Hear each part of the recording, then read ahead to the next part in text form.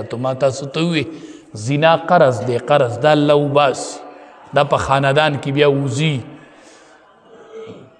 دا بیا وزي دا بیا نه پاتې کیږي سحر چې هغه شپونکې راغې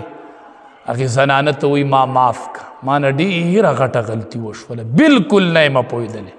هغه ورته وایي دا ستا غلطي نه وه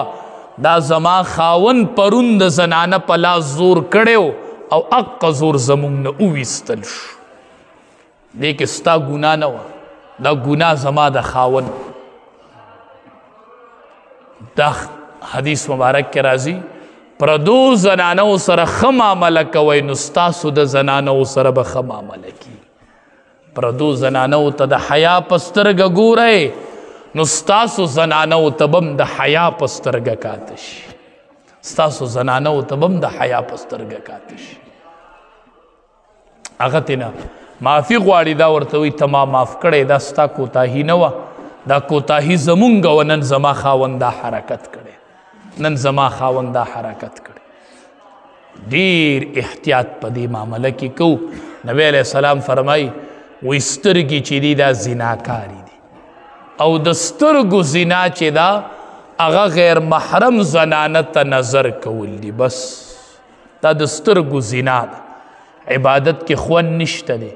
منځ کوو او د منځ خوږوالی نه محسوسیږي تلاوت کوو او د تلاوت خوږوالی نه محسوسیږي ځکه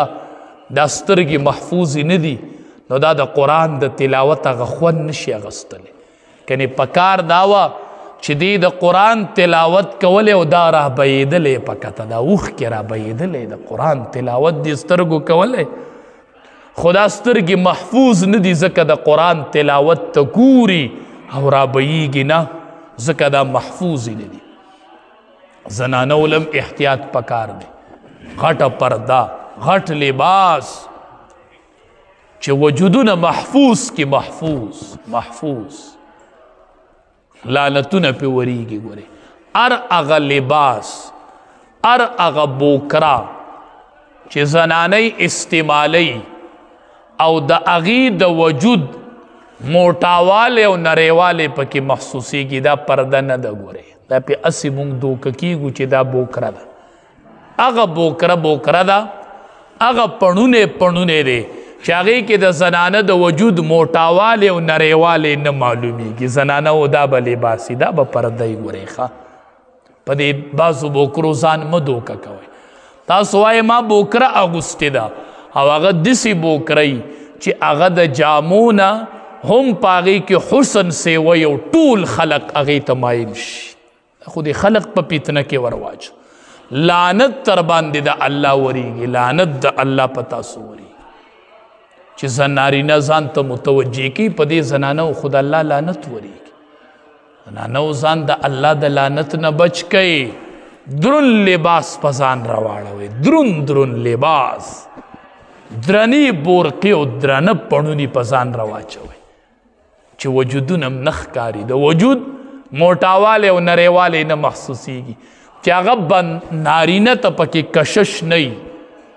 نارینه ته پکې میلان نه پیدا کیږي ډېر کارونه او نبی کریم صلی الله علیه وسلم فرمایي